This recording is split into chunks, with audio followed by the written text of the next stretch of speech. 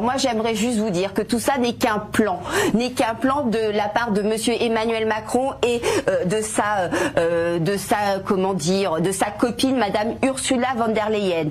Au lieu de reconnaître que l'Ukraine qui n'a pas respecté les accords de Minsk, je vous rappellerai juste les propos d'Angela Merkel et de François Hollande qui ont bien dit que les accords de Minsk étaient juste là pour permettre à l'Ukraine de se réarmer. Aujourd'hui, ils prouvent quoi? Qu'ils ne veulent pas la paix. Pourquoi ils ne veulent pas la paix? Il n'y a qu'un but dans tout ça et justement on a été confisqué de tout ce débat pendant les élections européennes. Le but c'est quoi? C'est d'avoir une Europe fédérale, voilà, comme ils le souhaitent depuis toujours, c'est-à-dire que chaque nation perde sa souveraineté au profit de quelqu'un comme Madame von der Leyen qui a été élue par personne.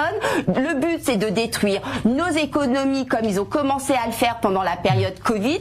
Ils continuent aujourd'hui avec l'Ukraine, ils détruisent notre agriculture, ils dépensent des milliards et des milliards pour une guerre qui aurait pu être enfin arrêtée. Ils ne veulent pas. Leur but c'est de nous détruire, de détruire les nations, d'imposer cette union fédérale parce que Emmanuel Macron a déjà un plan de carrière grandiose, c'est-à-dire devenir le président de l'Europe. Eh bien, je vous le dis aujourd'hui, nous les Français, on ne le laissera pas faire. Et si l'opposition en carton qui est incapable de se manifester à l'Assemblée nationale, nous descendrons dans la rue pour que nous n'envoyions pas nos enfants, nos maris à la guerre dans cette, pour un pays qui est corrompu et en plus de ça antisémite. Allez, un plaidoyer. On est le pays le plus endetté, mais qu'aujourd'hui, non mais j'aimerais quand même le préciser au cas où vous n'êtes pas au courant. Aujourd'hui, le narratif, on a ce narratif depuis plusieurs mois.